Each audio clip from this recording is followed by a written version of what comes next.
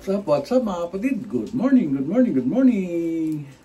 Dito na naman po tayo sa ating munting kitchen. Ayan siya, oh. Ayan. At ngayon ay magluluto na naman tayo. Ito na naman yung ating vlog ngayong araw to. Siyempre, bago natin umpisa niyan, magpapasalamat muna tayo sa Panginoon sa panibagong biyaya at panibagong araw. At sa wala niyang sawang paggabay sa ating lahat. Maraming salamat po, Lord. Okay? Ito ang ating gagawin ngayon, mga kapatid. Ayan, kita nyo naman yan, mga kapatid.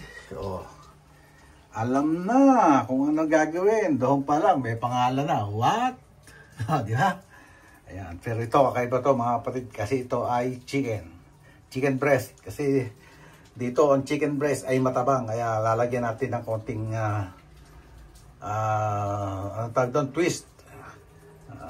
Gagawin natin kaldereta para lumasa yung salaman. Ayan mga kapatid, ayan mga ating mga sahog. Ayan, ayan siya, di ba? Ayan, iisa-isahin ko pa ba yan? Siyempre, ayan, kita nyo naman yan.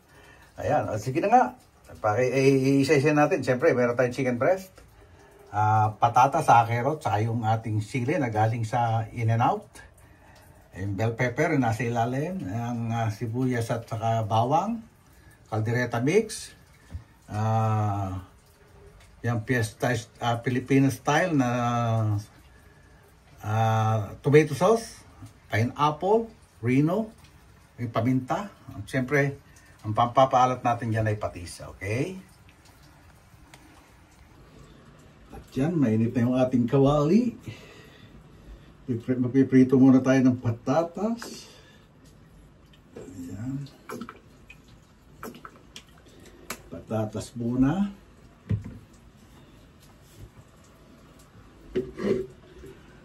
Pangit na naman ang panahon ngayon. Nag-iikasana kami lumabas ni nanay. Bigla na namang umulan at malakas ang hangin. Kaya eto, dito na lang ulit tayo. Para may pang-update man lang sa inyo, sa mga viewers natin. Okay?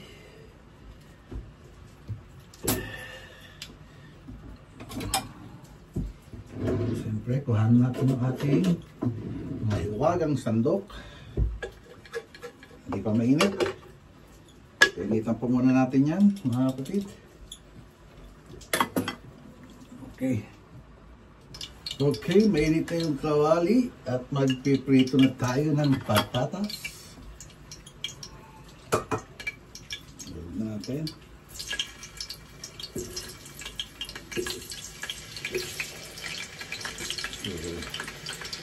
Para hindi siya madurog, kailangan natin siyang pituhin ng maganda. Ayan. Patatas muna, mamaya natin silang sukewat.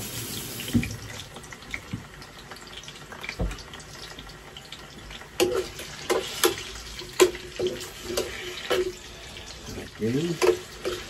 Ayan na. Okay. Luto na itong ating patatas, mga kapatid. Haguin na natin ito.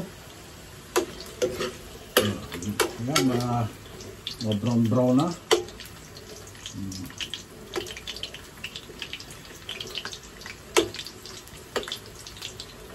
Parang ang layo ng camera ko, ha. Siguro ilalapit-lapit ko yung camera para makikita. Okay. Okay, hanguin na natin ito, mga kapatid. Pula-pula na siya, oh. Kita nyo naman, mga kapatid, ha. Matigas na.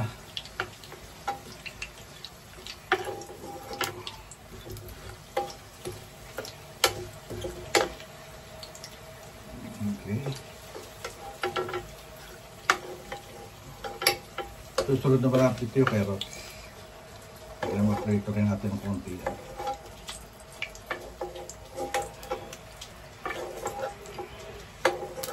Ayan. Okay. Then yung carrots mga kapatid. Ihulog na natin yung carrots. Ayan.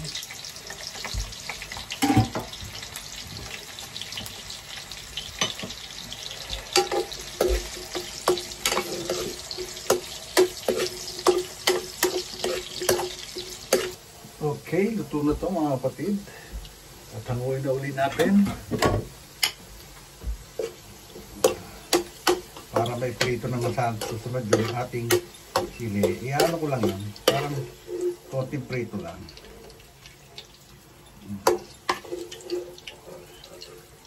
Parehas lang naman ang procedure kahit sa pork. Ganito rin lang ginagawa ko eh. Diba mga kapatid? Ang alam ko, ito, nakapagluto na rin ako dati nito mga kapatid. Ito naman para sa mga bagong subscriber natin sa mga viewers na para malaman nila kung paano, di ba? Kaya kumbaga hindi na bago. Hindi na bago sa mga viewers kong iba. Mga, lalo na mga solid nating subscriber sa viewers. Hindi na bago yan. Okay.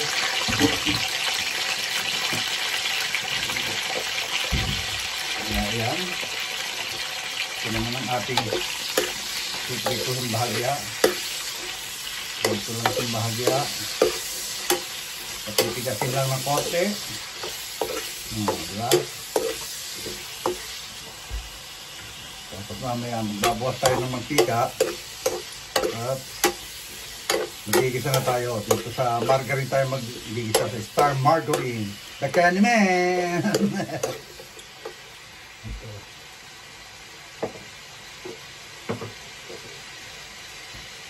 Dito natin siya igigisa. Star Margarine, the Candyman.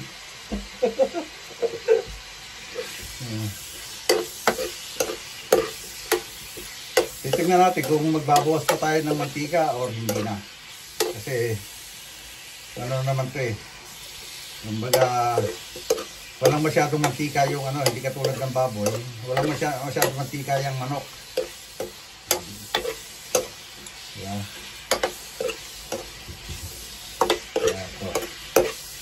Okay, pwede na yan mga kapatid. Amuin na natin to. Okay. Pwede na siguro to. Amuin natin.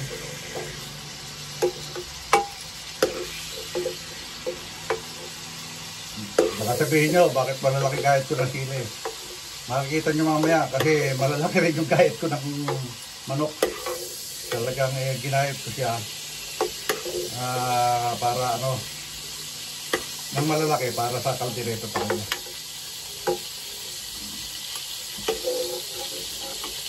Okay. Ayun na siya. So,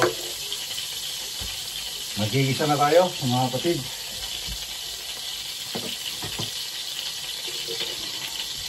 Hindi natin babawasin yan.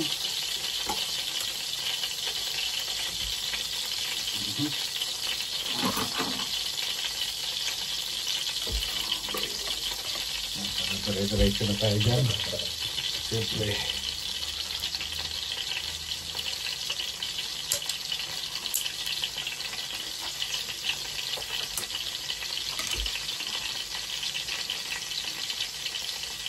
Pagtitakal ng margarine, ano na ngayon eh.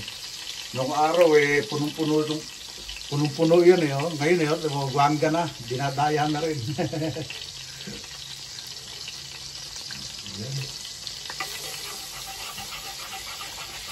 Kahalo na yan, mantika sa margarine. Para lumasa lang siya.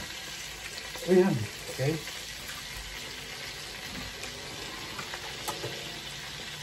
Ayan.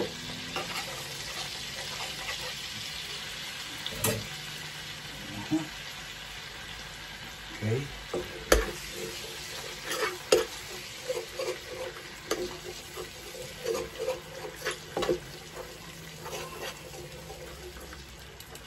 Ngayon, ihulog na natin itong pagsabayin natin, sibuyas sa kabawang.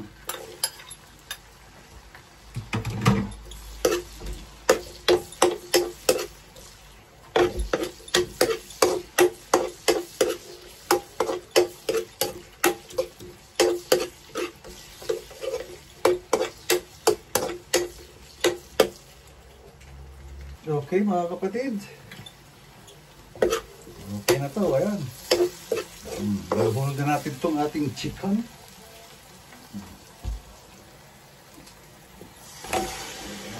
Ayan mo natin siya maluto dyan. Total, may nilagyan na naman nanay ng asin yan. Pero lalagyan natin ng konting patis yan para masarap. Okay?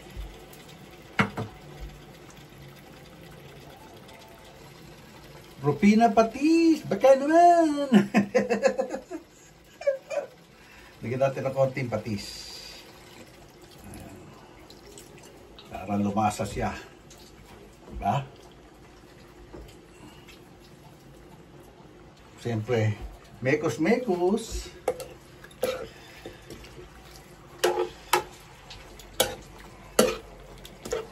Ang sasabaw natin mamaya dyan ay pineapple juice.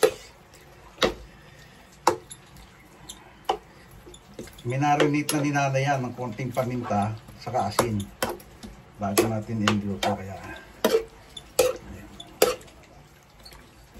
sa totoo lang mga kapatid, pagka dito kahit bumili kami ng lechon manok, natitira lagi pitso. Hindi katulad sa Pilipinas, malasa ang mga manok. Dito talagang walang kalasa-lasa yung mga pitso. Kasi alam nyo naman, ang mga dito kasi mga pinoprosin, walang sariwa. Merong sariwa doon sa direkta sa farm, yung ano, farm to store, meron kami binibilhan ng itlog. Eh, napakamahal. Doble ang presyo. Ayan. Okay. Okay, mga kapatid. Checkin natin to kung pwede na. Ayan, nagmamati. Ano eh. Wala na siyang dugo-dugo. Siguro. Hindi, meron pa. Konti. Konti pa siguro mga kapatid. Ayan. Tignan natin kung pwede natin lagyan ng pineapple. Taktakan mo natin ng konting mga paminta. Ayan.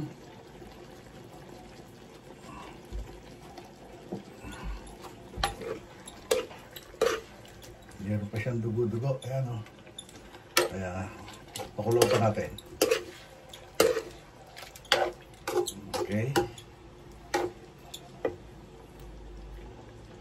Lagyan natin ng ano, chicken bouillon powder. Oh, Nor, baka naman. Para mas malasa siya.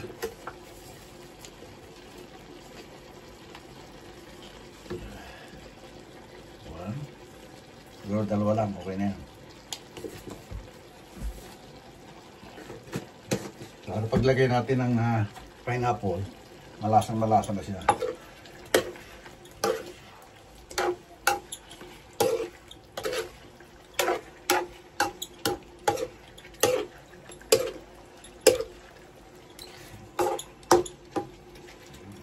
Okay. Okay, mga kapatid. Pwede natin sahugan ito. Ayan na siya.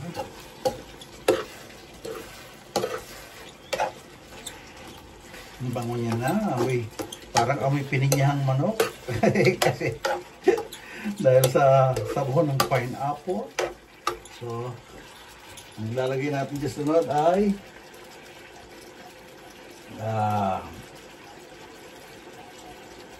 ito muna, buksan natin itong ayan, nalilito na ako ngayon buksan natin itong Horino.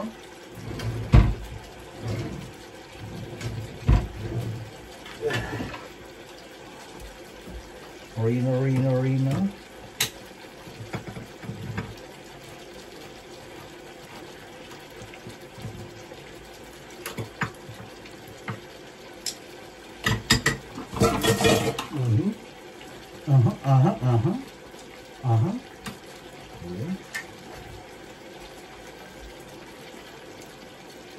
Horino, liver spread, baka naman. Parina shoutout natin sa mga brand na. Pero hindi po sponsor yan. Konti lang siguro. Para may pampalaman tayo sa tinapay. Yan, no? Ang lakas ng ulan sa labas. Paano ka makakapag-content sa labas? Ng ganyan.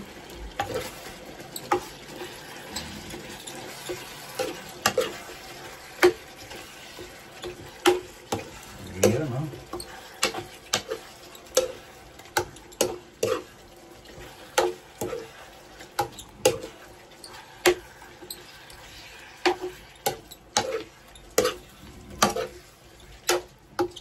no?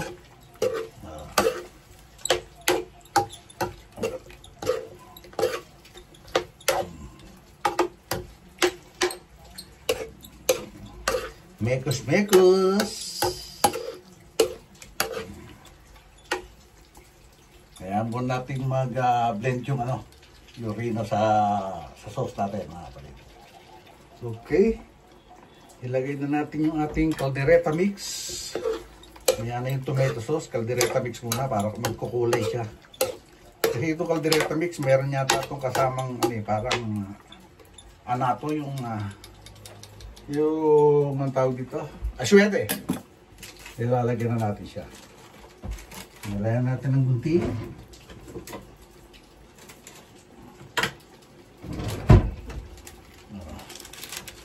Pamana, baka naman. Spicy na rin pala siya. Kalahati lang siguro. Para meron pa tayo mapaglagyan. Mahirap pagit din naman sobra. Baka sumobrang anghang, hindi na magustuhan ni nanay yan.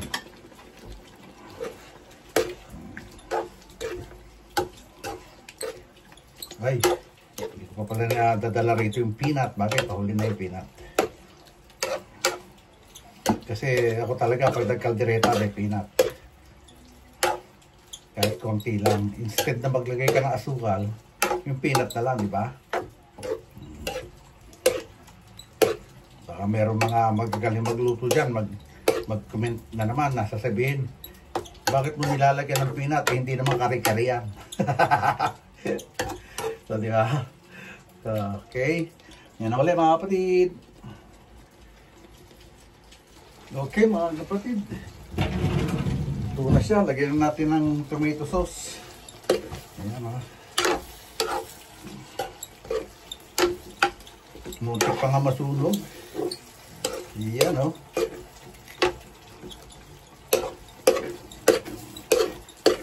Yan talaga, pangit ang kawali ko eh. Kaya lang, wala pa tayong magandang kawali. Ayan, yan. Lagyan natin ng tomato sauce.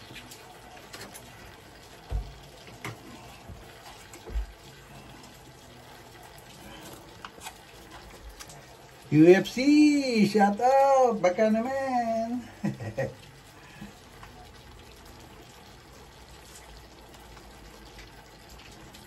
Para maghalo yung tamis at asim.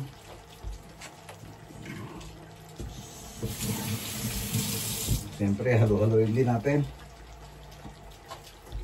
Halo-halo. Mekos-mekos.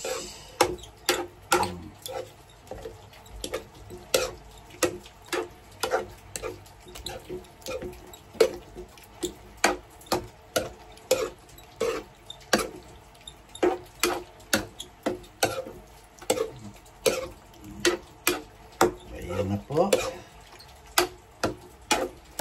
Susundan natin dyan yung peanut. Pero hayanan natin siyang maluto. Hininaan ko na yung apoy niya, mga kapatid, para hindi na siya masyado. Okay.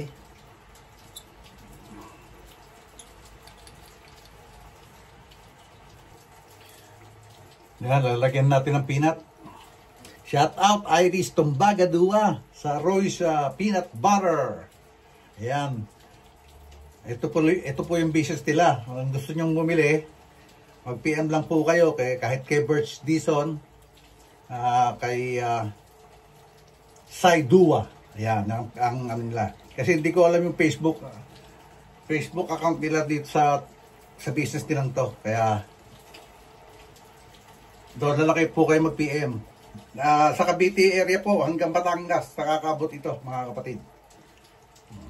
Masarap, matamis. Kaya tinitipid-tipid namin oh. Ito yung binigay niya to nung bago kami umuwi sa Amerika ng nung last time na nagbakasyon kami. Talagang malabnaw. Kaya masarap to ilagay dito sa mga kaldereta kasi matamis siya. Ayan. Konting peanut lang. Tipidin natin kasi masarap. Baka maubos ka agad. Shout out Iris, saka kay Rocky Dua, kay Sai Dua.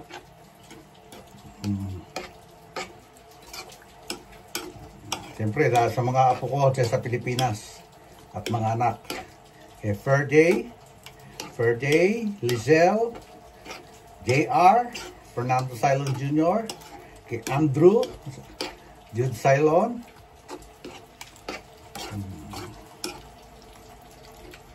siyempre mga apo ko dyan, kay Martina Kate, kay Samantha Kate, kay Cesar Kiel, kay J. Ross, sino pa ba?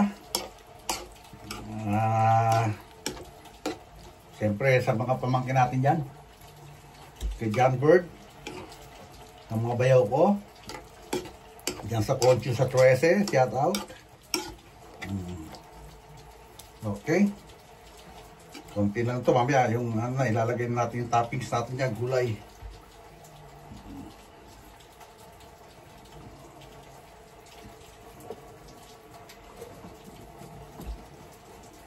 Dami, sarap.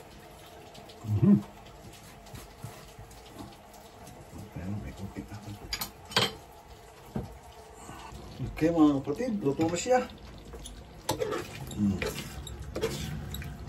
Pwede na natin ihulog ang gulay. Unahin na natin ito. Kabilang side. Siyempre patatas. Ayan. Carrots.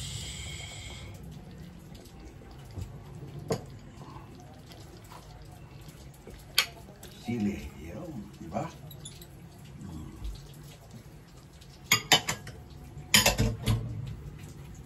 Ayan oh. Gandang tingnan mga kapatid oh.